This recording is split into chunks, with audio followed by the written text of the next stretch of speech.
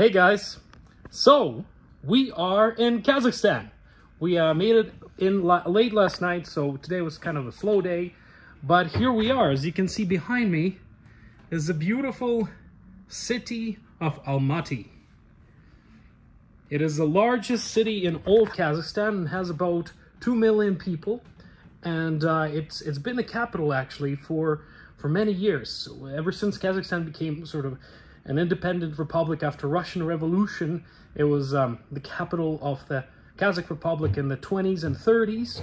Then, of course, Soviet Union kind of conquered the Kazakhstan and it became a part of Soviet Union, yet Almaty was still the capital of the republic.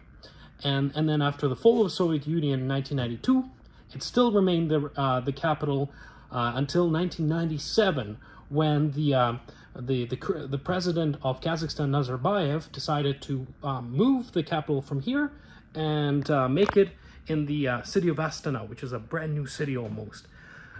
This city has a really interesting history. It's actually has been settled for more than 3,000 years. So there's nomadic tribes that sort of lived around here and farmed and hunted.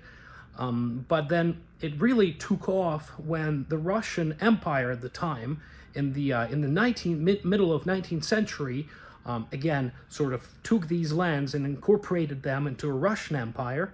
And so it built a fort here. It was called Fort Verny, which is basically translate to loyal, Fort Loyal. And ever since then, the population started growing and growing and growing, eventually now becoming 2 million people strong. So we are here. We're gonna have a lot of fun. We have quite a few days in Almaty, so hopefully I get to show you guys quite a lot of the travels that we do here. But to celebrate our arrival, we went to the store downstairs and we bought something really special. So what I'm holding in my hand is a drink called Kumis. And what a Kumis is actually a fermented drink from a horse milk, from a mare's milk. It's a very important drink, not just for Kazakh people, but for history in general. What this is one of the oldest drinks in the region that was ever created.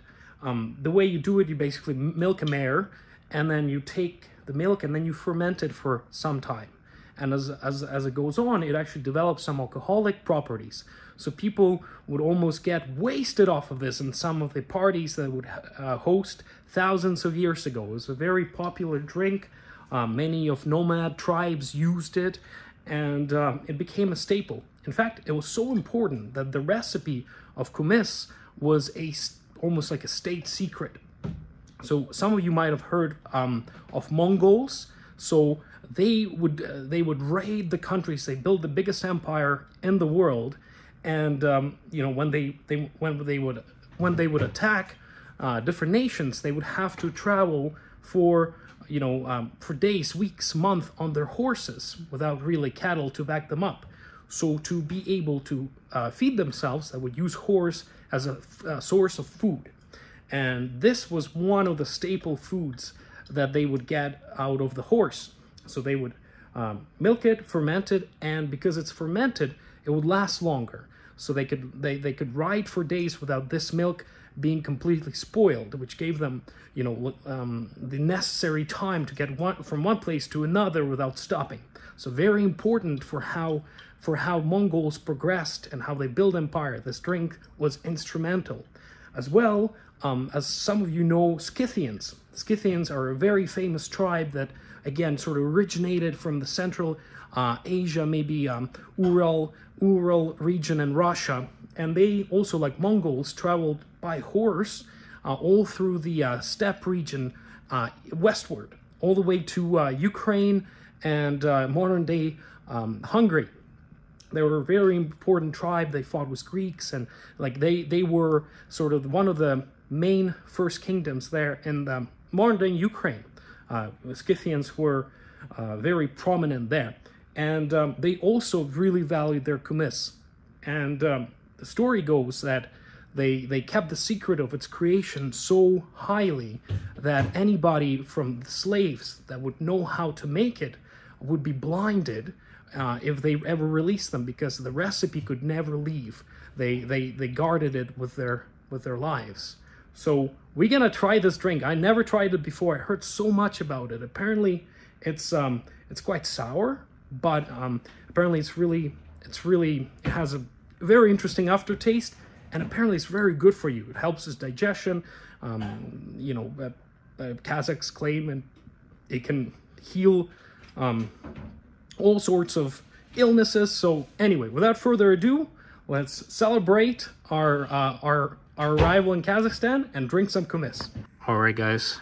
So we are opening our bottle of Kumis horse milk. Benji, let's do it. Oh, maybe should I shake it first? Oh, I didn't. Maybe. Give it a go.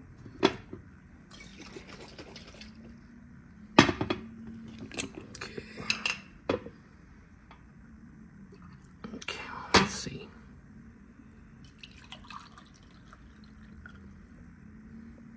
Okay. All right, guys. Cheerio.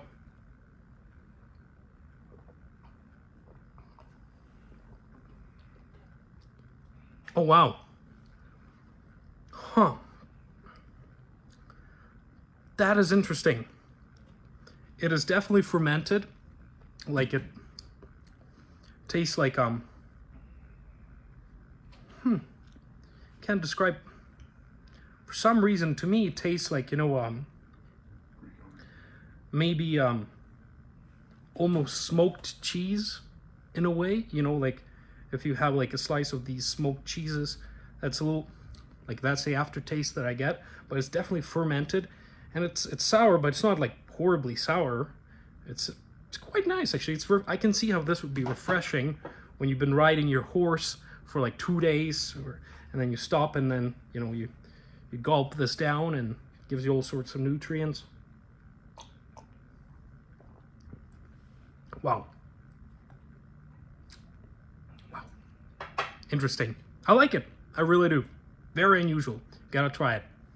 All right, guys. Well, I'm gonna head her for the night, but tomorrow we're gonna start our adventures. I think it's gonna be awesome. Happy to have you. Let's do this.